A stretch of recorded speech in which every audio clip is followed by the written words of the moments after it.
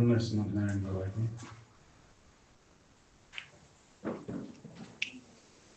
ವೇದಿಕೆ ಮೇಲೆ ಆಸೀನರಾಗಿ ಇಲ್ಲಿವರೆಗೂ ತಮ್ಮ ಅನುಭವವನ್ನು ಹೇಳಿದಂಥ ಎಲ್ಲ ಗುರುಬಂಧುಗಳಲ್ಲೂ ಹಾಗೂ ತಮ್ಮೆಲ್ಲರಲ್ಲೂ ನಮ್ಮ ವಂದನೆಗಳನ್ನು ತಿಳಿಸುತ್ತೆ. ಸುಖ ಸ್ವರೂಪರು ಏನು ನೆನಪು ಮಾಡಿಕೊಂಡ್ರೆ ದುಃಖ ದೂರಕ್ಕಿತ್ತು, ಅಜ್ಞಾನ ಅಳಿತಿತ್ತು, ಸುಜ್ಞಾನ ಪ್ರಾಪ್ತಿಯಾಗಿತ್ತು, ಆನಂದ ಪ್ರಾಪ್ತಿಯಾಗಿತ್ತು. ಆ ನೆನಪು ಮಾಡ್ಕೊಂಡ ಪುಣ್ಯ ಸ್ಮರಣೆ. ನಾವೆಲ್ಲ ಲೌಕಿಕ ಈ ಬದುಕಿನಲ್ಲಿ ಸುಖ ಕಾಣಬೇಕು, ಸುಖವನ್ನು ಹೊಂದಬೇಕು ಅಂತ ಸಾಕಷ್ಟು ಪ್ರಯತ್ನ ಮಾಡ್ತೇವೆ. ಆ ಪ್ರಯತ್ನದೊಳಗೆ ಏನು ನೆನಪು ಮಾಡಕೊಂಡಾಕತ್ತೇವ ಅಂತಂದ್ರೆ ವಿಷಯಾದಿಗಳ ನೆನಪಿನೊಳಗೆ ಕಾಲ ಕಳೆಯಕತ್ತೇವೆ. ಅದಕ್ಕೆ ನಮ್ಗೆ ದುಃಖ ಬಿಡುವಲ್ದು. ವಿಷಯಾದಿಗಳ ನೆನಪು ಮಾಡ್ಕೊಳ್ಳೋದ್ರಿಂದ ದುಃಖ ಯಾಕೆ ಬಿಡುವಲ್ದು ಅಂತಂದ್ರೆ ವಿಷಯಾದಿಗಳು ವಿಷಮದ ಸಮ ಇಲ್ಲ. ಸಮ ಯಾವ್ದೈತೆ ಅದನ್ನ ನೆನಪು ಮಾಡ್ಕೊಳ್ಳೋದ್ರಿಂದ ಸಮಸ್ಥಿತಿ ಬರ್ತೈತಿ.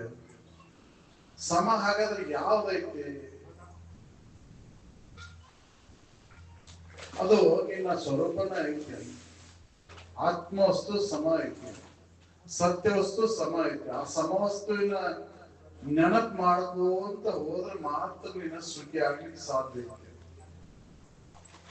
ಉದಾಹರಣೆಗಾಗಿ ನೀವು ದೇಹವನ್ನ ಸ್ಮರಣೆ ಮಾಡ್ಕೊಂತ ದೇಹ ನಾನು ಅಂತ ತಿಳ್ಕೊಂಡು ಈ ದೇಹನ ಸ್ಮರಣೆ ಒಳಗೆ ತೊಡಗಿದಾಗ ದುಃಖ ಹೆಚ್ಚಿಗೆ ಆಕೈತಿ. ಏನು ದೇಹ ಭಾವವನ್ನು ಬಿಟ್ಟ ಸುಖ ಐತಿ ಅಂತ ವಿಚಾರ ಮಾಡಿ ನೋಡಿದ್ರೆ ಈ ದೇಹ ಭಾವವನ್ನ ಇಟ್ಟುಕೊಂಡು ದೇಹದ ಸ್ಮರಣೆ ಒಳಗೆ ತೊಡಗಿದ್ರೆ ಇದರ ನೋವು, ಇದರ ಹಸಿವೆ, ತೃಷೆ ಇವ ಭಾವನ ಗಟ್ಟಕ್ಕ ಹೊರತಾಗಿ ಇದರಿಂದ ಸುಖವನ್ನು ಹೊಂದಲಿಕ್ಕೆ ಆಗುದಿಲ್ಲ. ಅದಕ್ಕೆ ಅವರು ಇದಕ್ಕೆ ಆಧಾರವಾಗಿರುವಂತ ಏನು ಸದ್ವಸ್ತು ಐತಿಲ್ಲ ಆ ನೆನಪಿನೊಳಗೆ ನೀನು ಕಾಲ ಕಳಿ ಅಂತ ಹೇಳ್ತಾರೆ. ಅದು ನಿಜವಾಗಿರುವಂತದ್ದು. ಅಂದ್ರೆ ನಿಜವಾಗಿರುವಂತದ್ದು ಅಂದ್ರೇನು? ಮೂರು ಅವಸ್ಥೆ ಒಳಗೆ ಮೂರು ಕಾಲದೊಳಗೆ ಯಾವ್ದೈತೆ ಅದು ನಿಜವಾಗಿ ಐತಿ ಅಂತ. ಅದಕ್ಕೆ ಅವರು ಈ ಶರೀರ ನಿಜ ಇಲ್ಲ. ಯಾಕಂದ್ರೆ ಒಂದ್ ಅವಸ್ಥೆ ಒಳಗೆ ಐತಿದು, ಇನ್ನೊಂದು ಅವಸ್ಥೆ ಒಳಗಿಲ್ಲ. ನಿದ್ದೆ ಒಳಗಂತೂ ಇಲ್ಲ ಇಲ್ಲ, ಸೂಕ್ಷ್ಮನೂ ಇಲ್ಲ, ಜಡನೂ ಇಲ್ಲ. ಇವು ಎರಡು ಅಳದು ಅಲ್ಲಿ ನೀನು ಬೇರೆನ ಆಗಿದ್ದಿ. ಈ ಎಚ್ಚರಿಕೆ ಅವಸ್ಥೆ ಒಳಗೆ ಇರ್ತಕ್ಕಂತ ಈ ಶರೀರ ನಾನು ನಂದು ಅಂತ ತಿಳ್ಕೊಂಡು ಇದರಿಂದನ ಸುಖ ಹೊಂದಬೇಕಂತ ನೀ ಎಷ್ಟೇ ಪ್ರಯತ್ನ ಮಾಡಿದ್ರು ಸುಖವನ್ನು ಹೊಂದಲಿಕ್ಕೆ ಆಗುದಿಲ್ಲ. ಅದಕ್ಕೆ ಇದನ್ನ ಹೆಂಗೈತಿ ಅಂತ ತಿಳಿದು ನೋಡಿ ಇದರ ಮೇಲಿನ ಮೋಹವನ್ನು ಕಳ್ಕುವಂತ.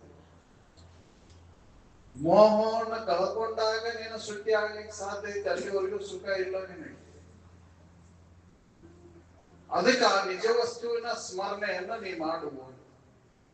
ಸುಮ್ಮನೆ ಕಾಲ ಕಳಿಬೇಡ ಅಂತ. ಸುಮ್ಮನೆ ಕಾಲವನ್ನು ಕಳೆದು ಸಾಯ್ದು ಉಚಿತವೇ? ಏನು ನಂಬಿ ನೀನು ನೆನಪು ಮಾಡ್ಕೋ ಅಂತ ಹೇಳ್ತಾರ. ನಿಜವನ್ನು ನಂಬಿ ನೀ ಕಾಲವನ್ನ ಕಳಿ. ಸುಮ್ಮನೆ ಯಾಕೆ ಕಾಲ ಕಳೆಯುತ್ತಿ? ನಿಜ ಯಾವ್ದೈತೆ ಅದನ್ನ ನಂಬು, ಅದನ್ನ ನೆನಪು ಮಾಡ್ಕೋ. ನಾವು ಏನ ನಂಬಿವ್ರಿ? ಮುಂಜಾನಿದ್ದ ಸಾಯಂಕಾಲ ತನ ಏನ ನಂಬಿ ಕಾಲ ಕಳೆಯಕತ್ತೇವ ಅಂದ್ರೆ ಶರೀರ ವಿಷಯ ವಸ್ತುಗಳನ್ನು ನಂಬ್ಕೊಂಡು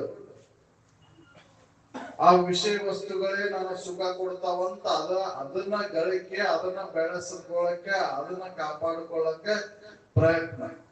ಅದರೊಳಗೆ ಸುಖ ಸಿಗ್ತೇನೋ ಅಂತ ವಿಚಾರ ಮಾಡಿ ನೋಡಿದ್ರೆ ಇಲ್ಲ. ಹಾಗಾಗಿ ಹೇಳಿದ್ರು ಎಷ್ಟೋ ಶ್ರೀಮಂತರಿಗೆ ಅವ್ರಿಗೆ ಎಷ್ಟು ಆಸ್ತಿ ಐತೆ ಅನ್ನೋದ ಗೊತ್ತಿಲ್ಲ. ಅವ್ರಿಗೆ ತಾವು ಗಳಿಸಿದಂತ ಆಸ್ತಿ ಎಷ್ಟೈತಂತ ಲೆಕ್ಕನೇ ಇಲ್ಲ. ಆದ್ರೂ ಕೂಡ ಅವ್ರಿಗೆ ನೆಮ್ಮದಿ ಇಲ್ಲ. ಯಾಕಿಲ್ಲ ಅಂದ್ರೆ ಅಸ್ವತ್ ವಸ್ತುವನ್ನ ನಂಬಿಯಾರ ಅವರು. ಸದ್ವಸ್ತುವನ್ನ ನಾನು ನಂಬಿಲ್ಲ, ನಿಜವನ್ನ ನಂಬಿಲ್ಲ. ಅದಕ್ಕೆ ನಾವು ನಿಜವನ್ನ ನಂಬಬೇಕಾಗಿತ್ತು. ನಿಜ ನಂಬಿದಾಗ ಸುಖ ಐತಿ. ಸಾಮಾನ್ಯವಾಗಿ ಹೇಳ್ತಾರ, ಆಗಲ್ಲ ಹೇಳಿದ್ರು ಶಿವಾನಂದನ, ಕಂಡು ಕೇಳಿ ಮತ್ತೆ ಮೋಹಿ ಪರಿ. ಬಲ್ಲವರಾದ ಮೋಹಕ್ಕೆ ಒಳಗಾಗುವುದಿಲ್ಲ. ಯಾರು ತಿಳಿದಿಲ್ಲೋ ಅವ್ರು ಮೋಹಕ್ಕೆ ಒಳಗಾಗ್ತಾರ. ಇದು ಅನಿತ್ಯ ಐತಿ, ಇದು ದುಃಖ ರೂಪ ಐತಿ, ಇದು ಅಸತ್ಯ ಐತಿ ಅಂತ ತಿಳಿದವ್ರು ಇದ್ರ ಮೇಲೆ ಮೋಹಕ್ಕೆ ಒಳಗಾಗುವುದಿಲ್ಲ. ನಾವು ಇದು ಸತ್ಯ ಐತಿ, ಇದು ನಿತ್ಯ ಐತಿ, ಇದು ಸುಖ ರೂಪ ಐತಿ ಅಂತ ನಂಬಿದವ್ರಿಗೆ ಮತ್ತೆ ಮೋಹಕ್ಕೆ ಒಳಗಾಗ್ತೇವು. ಇಷ್ಟೆಲ್ಲ ಕಾಣ್ತೇವು, ನೋಡ್ತೇವು, ಕೇಳ್ತೇವು, ಆದ್ರೂ ಕೂಡ ಯಾಕೆ ನಮಗ್ ಮೋಹ ಹೋಗಲ್ದು?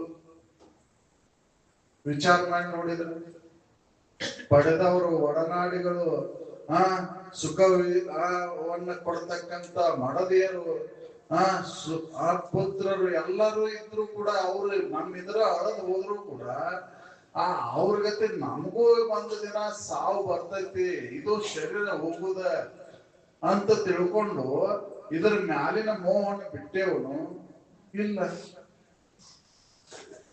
ಅದಕ್ಕೆ ವಿಚಾರ ಮಾಡ್ಬೇಕಾಗೈತಿ, ಇದು ಹೆಂಗೈತಿ ಏನೈತಿ ಅಂತ ತಿಳಿದು ನೋಡ್ಕೋಬೇಕಾಗೈತಿ. ನಾವು ಅಂದಾಗ ನಾವು ಆ ಸದ್ವಸ್ತುವಿನ ನೆನಪಿನೊಳಗೆ ಉಳಿಲಿಕ್ಕೆ ಬರ್ತೈತಿ. ಅದು ಅವಾಗ ಪುಣ್ಯ ಸ್ಮರಣೆಯನ್ನ ಮಾಡ್ದಂಗ ಆಗತ್ತೆ. ಅಸದ್ವಸ್ತುವಿನ ಸ್ಮರಣೆ ಒಳಗೆ ಕಾಲ ಕಳೆಯಾಕತ್ತೇವ್ ನಾವು. ಹಂಗ ಸುಖ ಸಿಗಂತಂದ್ರೆ ಯಾವಾಗ ಸಿಗ್ತೈತಿ? ಅಂತ ವಾತಾವರಣ ಬೇಕಲ್ಲ. ಅದಕ್ಕೆ ಮುಕ್ತಿ ಕಾಂತಿ ರತಿ ಸುಮ್ಮನಾಗುವುದೇ ಪರಯುಕ್ತಿಗಳನ್ನ ಅರಿದು ಕೂಡುವವರಿಗಲ್ಲದೆ.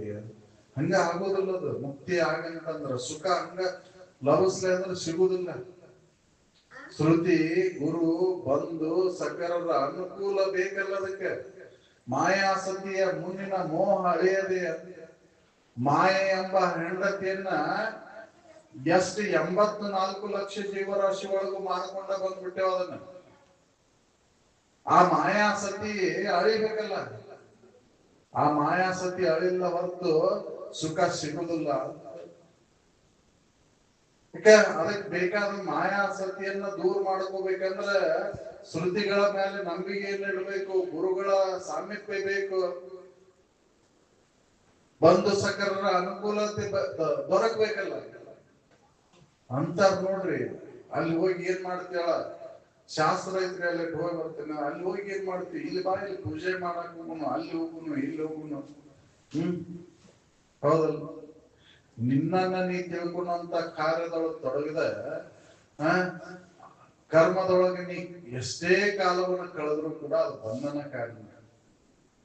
ಕರ್ಮ ಏನ್ ಹೇಳ್ತೈತಿ ಅಂದ್ರೆ ಜಗದ್ಭಾವನೆಯನ್ನ ಗಟ್ಟಿಗೊಳಿಸ್ತೈತಿ. ಜ್ಞಾನ ಏನ್ ಮಾಡ್ತೈತಿ ಅಂದ್ರೆ ಜಗದ್ಭಾವನೆಯನ್ನ ದೂರ ಮಾಡ್ತೈತಿ. ಕರ್ಮ ಅಳಿತೈತಿ, ಜ್ಞಾನ ಬೆಳಿತೈತಿ. ಜ್ಞಾನ ಹೆಂಗ ವೃದ್ಧಿ ಆಕೈತಿಯೋ ಹಂಗಂಗ ಸುಖ ಪ್ರಾಪ್ತಿ ಆಗುತ್ತ. ಕರ್ಮ ಹೆಂಗ ಅದು ಬೆಳೆಸ್ಕೊಂತ ಹೋಗ್ತೀವೋ ಅಷ್ಟಷ್ಟು ದುಃಖನ ಪ್ರಾಪ್ತಿ ಆಗುತ್ತೆ. ಅದು ಶಾಶ್ವತವಾಗಿ ಉಳಿದಿಲ್ಲ. ಅದಕ್ಕೆ ಅವ್ರ ಕರ್ಮದಿಂದ ಸಿಕ್ಕಂತ ಫಲಗಳೆಲ್ಲವೂ ಅದಕ್ಕೆ ಅವಧಿ ಐತಿ, ನಾಶಕ್ಕೈತಿ, ಅದು ಸವಿತೈತಿ, ಕೆಡತೈತಿ, ಮತ್ತೊಂದು ಬೇಕನ್ನಿಸ್ತೈತಿ. ಆದ್ರೆ ಜ್ಞಾನ ಹಂಗಲ್ಲ.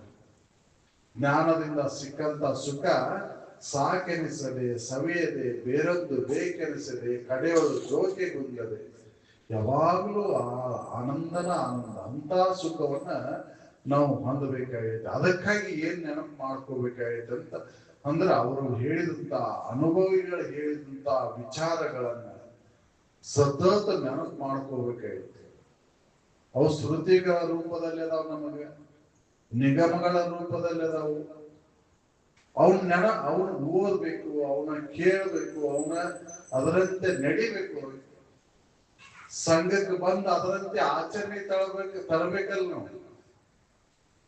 ಸಂಗತಮಾಗಿ ಬೇಡಿದ ಉತ್ತರದ ಇಂಗಿತವನ್ನ ಅರಿತು ನಡೆಯವನೇ ಬಲ್ಲವ ಅಂತ. ಬಲ್ಲವರು ಯಾವಾಗ ಅಕ್ಕೇವು ನಾವು ಅಂತಂದ್ರೆ ಉತ್ತಮರ ಸಂಘಕ್ಕೆ ಬಂದು ಅಲ್ಲಿ ಕೇಳಿದಂತ ವಿಚಾರಗಳನ್ನ ಆಚರಣೆ ತಂದಾಗ ಬಲ್ಲವರ ಅಕ್ಕೇವು. ಹಂಗ ನಾವು ಬಲ್ಲವರು ಅಂತಂದ್ರೆ ಬಲ್ಲವರು ಆಗ್ಲಿಕ್ಕೆ ಬರ್ತೈತೇನು? ನಾವು ಕೇಳೇವ್ರಿ, ಶಾಸ್ತ್ರ ಕೇಳೇವು. ಕೇಳಿ ಅದನ್ನ ಆಚರಣೆ ತಂದೇನು? ಇಲ್ಲ. ದುರಿತದೊಳಗೆ ಅತ್ಯಂತ ದುರಿತ ಕರ್ಮ ಕೆಟ್ಟ ಕೆಲಸ ಯಾವ್ದಂದ್ರ ಪರ ನಿಂದೆ, ಇನ್ನೊಬ್ಬರು ನಿಂದೆ ಮಾಡಬೇಡ ಅಂತ ಶ್ರುತಿ ಹೇಳ್ತದೆ. ಅದು ಅತ್ಯಂತ ಕೆಟ್ಟ ಕೆಲಸ ಅಂತ. ಆ ಪರನಿಂದೆಯನ್ನ ಮಾಡ್ತಾನ ಹೊಂಟೇವಲ್ಲ ನಾವು. ಅವ್ರು ಇನ್ನೊಬ್ಬರು ನಿಂದ ಯಾಕೆ ಮಾಡುದು? ಬಿಡಬೇಕಾಗಿತ್ತು. ಇನ್ನೊಬ್ರು ಗೊತ್ತಿಲ್ಲ, ನಾವು ಇನ್ನೊಬ್ಬರ ಬಗ್ಗೆ ಮಾತಾಡ್ತೇವೆ. ಇನ್ನೊಬ್ಬರ ಬಗ್ಗೆ ತಿಳಿದು ಮಾತಾಡ್ಬೇಕು ಅಂತ. ಅವ್ರು ಹೆಂಗದಾರ ಅಂತ, ಅವ್ರ ಸ್ವರೂಪ ಹೆಂಗಿತ್ತು ಅಂತ ಅವ್ರ ಬಗ್ಗೆ ತಿಳ್ಕೊಂಡು ಮಾತಾಡಿದ್ರು ಅದಕ್ಕೆ ಯೋಗ್ಯ. ತಿಳಿಲಾರ್ದ ಮಾತಾಡಿದ್ರು. ಅದಕ್ಕೆ ಸಂಘಕ್ಕೆ ಬಂದ್ಮೇಲೆ, ಮುಖ್ಯವಾಗಿ ಮನುಷ್ಯ ಜನ್ಮಕ್ಕೆ ಬಂದ್ಮೇಲೆ, ಇಲ್ಲಿ ಅರಿವಿನ ಜನ್ಮಕ್ಕೆ ಬಂದ್ಮೇಲೆ ತಿಳಿದು ಈ ಜನ್ಮವನ್ನ ಸುಗಮವಾಗಿ ನೀತಿಯುತವಾಗಿ ನಡೆಸ್ಕೊಂಡು ಹೋಗ್ಬೇಕಾಗಿದೆ. ನೀತಿಯನ್ನ ಉಲ್ಲಂಘನೆ ಮಾಡಿದ್ವಿ ಅಂದ್ರೆ ಆ ನೀತಿಯೇ ಉಲ್ಲಂಘನೆ ಮಾಡಿದ್ದ ಪರಿಣಾಮ ಮುಂದೆ ಗೊತ್ತಾಗುತ್ತ. ಯಾಕಂದ್ರೆ ಆಗಲ್ಲಿ ಹೇಳಿದ್ರು ಮರೆವೆಯೇ ಚಿತ್ರಗುಪ್ತರ ಮರೆವಾಗಿಲ್ಲ, ಎಲ್ಲವೂ ದಾಖಲು ಮಾಡ್ಕೊಂಡಾಗತ್ತನ ಅಂತ. ನಾವು ಮಾಡಿದಂತ ಒಳ್ಳೆ ಕರ್ಮಗಳಿರ್ಬೋದು, ಕೆಟ್ಟ ಕರ್ಮಗಳಿರ್ಬೋದು, ಅದು ದಾಖಲಾಕೈತಿ ಅಂತ. ಮನವರಿಯದ ಕಪಟತನ ಬೇರಂದಿಲ್ಲ ಅಂತ. ನಿಮ್ ಮನಸ್ಸ ಎಲ್ಲವೂ ದಾಖಲು ಮಾಡ್ಕೊಂಡಾಗತ್ತದ. ಕಳ್ಳನ ಜೀವ ಹುಳುಗ ಅಂತ ಎಲ್ಲವೂ ದಾಖಲಾಗಿರ್ತೈತಿ ಅಲ್ಲೇ. ಒಳ್ಳೇದನ್ನು ದಾಖಲಾಕೈತಿ, ಕೆಟ್ಟದನ್ನು ದಾಖಲಾಕೈತಿ. ಅದಕ್ಕೆ ಅನುಸಾರವಾಗಿ ಮುಂದೆ ಜನ್ಮಗಳು ಬರ್ತಾವ, ಬಿಡೋದಿಲ್ಲ ಅಂತ. ಆಗಲ್ಲೇ ಹಿರಿಯರು ಹೇಳಿದ್ರು, ಮಾತಾಡ್ಬೇಕಾದ್ರೆ ಹೇಳಿದ್ರು, ಗೀತಾದೊಳಗೆ ಬರ್ತಕ್ಕಂತ ಒಂದು ಶ್ಲೋಕದ ಬಗ್ಗೆ ಹೇಳಿದ್ರು. ಏನು ನೆನಪು ಮಾಡಿಕೊಂಡು ನೀ ಶರೀರ ಬಿಡ್ತೀವೋ ಅಂತ ನೆನಪಿಗೆ ಅನುಸಾರವಾಗಿ ಅಂತ ಜನ್ಮಗಳು ಮುಂದೆ ಬರ್ತೈತಿ ಅಂತ. ಅದಕ್ಕ ಶ್ರುತಿ ಅದನ್ನ ಹೇಳ್ತೈತಿ, ತನ್ನ ಯೋಗದಳು ಏನನ್ನ ನೆನೀತೀಯೋ ಅಂತ ಜನ್ಮವನ್ನ ನೀ ಪಡೀತಿ ಅಂತ ಹೇಳ್ತೈತಿ. ಅವಾಗ ಏನು ನೆನಪಾಗಬೇಕು? ನಾವು ಶರೀರ ಹೋಗೋ ಕಾಲದಾಗ ಅಂತಂದ್ರೆ ಕಸ್ಬರಿಗೆ ಏನ್ ನೆನಪಾಯ್ತಂದ್ರೆ ಹೌದಲ್ಲ, ಅದಾಗಿ ಬರ್ತೇವೆ. ಉತ್ತಮವಾದಂತ ಗುರುವಾಣಿಗಳನ್ನ ಸ್ಮರಣೆ ಬಂತಂದ್ರೆ ಮತ್ತ ಮನುಷ್ಯ ಜನ್ಮ ಬರ್ತೈತಿ. ಮತ್ತ ಸಾಧನೆ ಮಾಡ್ಲಿಕ್ಕೆ ಅನುಕೂಲ ಇರುವಂತ ವಾತಾವರಣದೊಳಗೆ ಜನ್ಮ ತಾಳ್ತೇವೆ. ಅದಕ್ಕೆ ಅಂತ ವಿಚಾರಗಳ ಶರೀರ ಹೋಗುವವರೆಗೂ ಕೂಡ ಅದ ವಿಚಾರದೊಳಗೆ ನಾವು ಕಾಲ ಕಳೆದೇವಂದ್ರೆ ಅವಾಗ ಅದ ನೆನಪಿಗೆ ಬರ್ತೈತಿ. ಅದ ನೆನಪ ಬರುವಂಗ ನಾವು ಮಾಡಕ್ ಹೋಗ್ಬೇಕಲ್ಲ. ಸತತ ಪ್ರಯತ್ನ, ಅಭ್ಯಾಸ ಬೇಕಲ್ಲ. ಇಲ್ಲ ಅಂತಂದ್ರೆ ಆಗುದಿಲ್ಲ. ಅದಕ್ಕೆ ಎಂತ ಮಾನವ ಜನ್ಮ ಏನ್ ಕೊಟ್ಟರು ಸಿಕ್ಕಿರ್ತಪ್ಪ, ಇದು ಮತ್ತೆ ಸಿಗುವುದಿಲ್ಲ. ಇದು ದುರ್ಲಭವಾದಂತ ಈ ಮನುಷ್ಯ ಜನ್ಮವನ್ನು ಪಡೆದು ಬಂದೆವು, ಸಿಗ್ಲಾರ್ದ ಸಿಕ್ಬಿಟ್ಟೈತಿ, ಆಕಸ್ಮಿಕವಾಗಿ ಸಿಕ್ಬಿಟ್ಟೈತಿ. ಅಂತ ಆಕಸ್ಮಿಕವಾಗಿ ಸಿಕ್ಕಂತ ಈ ಮನುಷ್ಯ ಜನ್ಮವನ್ನ ಸರಿಯಾಗಿ ಉಪಯೋಗ ಮಾಡ್ಕೋಬೇಕಲ್ರಿ. ನೀತಿ ತಳಹದಿ ಮೇಲೆ ಧರ್ಮದಂತೆ ನಾವು ನಡಿಬೇಕಲ್ಲಿ. ಅದಕ್ಕೆ ಮೊದಲಿಗೆ ಅವ್ರು ಹೇಳಿದ್ದು, ದುರಿತ ಕರ್ಮವನ್ನು ಒಲ್ಲದಿರು ಪುಣ್ಯವನ್ನೇ ಮಾಡುವ. ನಿನ್ನ ಅಂತಃಕರಣ ಶುದ್ಧಿಗಾಗಿ ಪುಣ್ಯ ಕರ್ಮಗಳನ್ನ ಮಾಡು. ಅದು ದಾನ ಧರ್ಮ ಅಂತೇಳಿ ತಿಳ್ಕೊಂಡು ನಾವು ಏನ್ ಮಾಡ್ತೇವೆ ಅವು ಪುಣ್ಯ ಕರ್ಮ ಅಂತ ತಿಳ್ಕೊಂಡ್ಬಿಟ್ಟೇವ. ಅವೆಲ್ಲ ಪುಣ್ಯ ಕರ್ಮಗಳಲ್ಲ. ಯಾಕಂದ್ರೆ ಫಲ ಇಚ್ಛೆಗಳನ್ನ ಇಟ್ಕೊಂಡು ಮಾಡ್ತೇವಲ್ಲಿ. ಫಲಾಪೇಕ್ಷೆಗಳನ್ನ ಇಟ್ಟುಕೊಳ್ಳಾರ್ದ ಮಾಡುವಂತ ಏನು ಧರ್ಮ ಕಾರ್ಯಗಳದವಲ್ಲ, ಅದರಿಂದ ಪುಣ್ಯ ಲಭಿಸ್ತೈತಿ. ನಿರಪೇಕ್ಷ ಭಾವದಿಂದ ಮಾಡಿದಂತ ಧರ್ಮ ಕಾರ್ಯಗಳು ಏನದವಲ್ಲ ಅವು ನಮ್ಮ ಪುಣ್ಯ ಪ್ರಾಪ್ತಿಗಾಗಿ ಲಭಿಸ್ತಾವು. ಈ ಏನೋ ಫಲಾಪೇಕ್ಷೆಗಳನ್ನ ಇಟ್ಕೊಂಡು ಮಾಡಿದಂತವ್ಗೆ ಫಲಗಳು ಸಿಗ್ತಾವು. ಆ ಫಲಗಳ ಸಿಕ್ಕಾಗ ಅದನ್ನ ಉಂಡ ತೀರ್ಸಿದ್ರೆ ಮುಗಿದ್ ಕೊಡ್ತೈತಿ. ಅದಕ್ಕೆ ಮಹಾತ್ಮರು ಅವ್ರ ಜೀವಿಗಳನ್ನ ಸಂತೋಷಗೊಳಿಸೋದ ಈಶ್ವರ ಪೂಜೆಯಪ್ಪ. ಅದ್ರ ಹೊರತಾಗಿ ಬೇರೆ ಯಾವ್ದು ಪೂಜೆ ಇಲ್ಲ. ಜೀವಿಗಳನ್ನ ನೀ ಸಂತೋಷಗೊಳಿಸಕ್ ಪ್ರಯತ್ನ ಮಾಡು.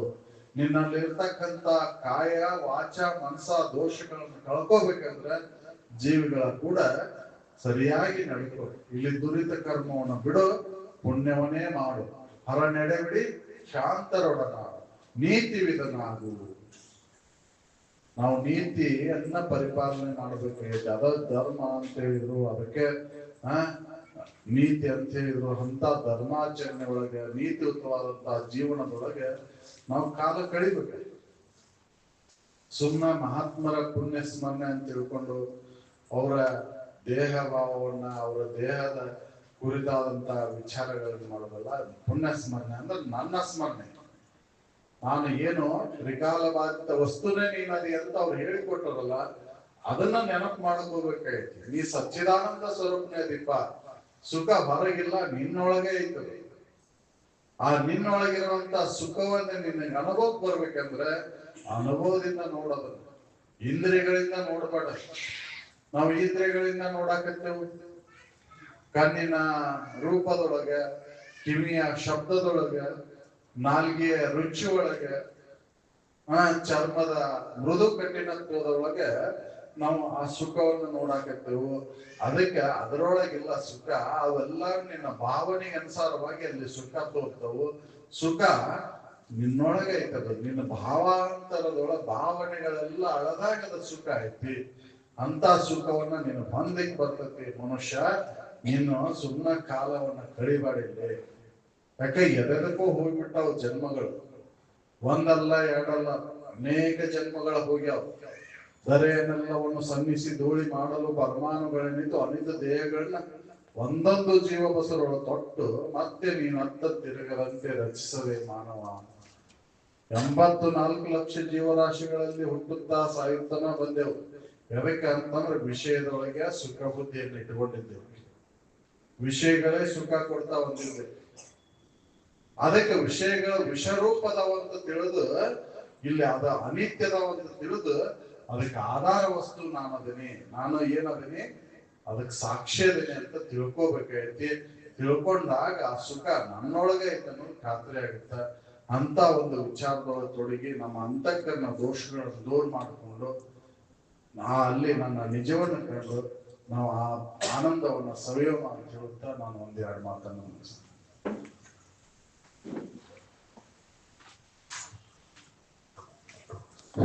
ಇಲ್ಲಿಯವರೆಗೆ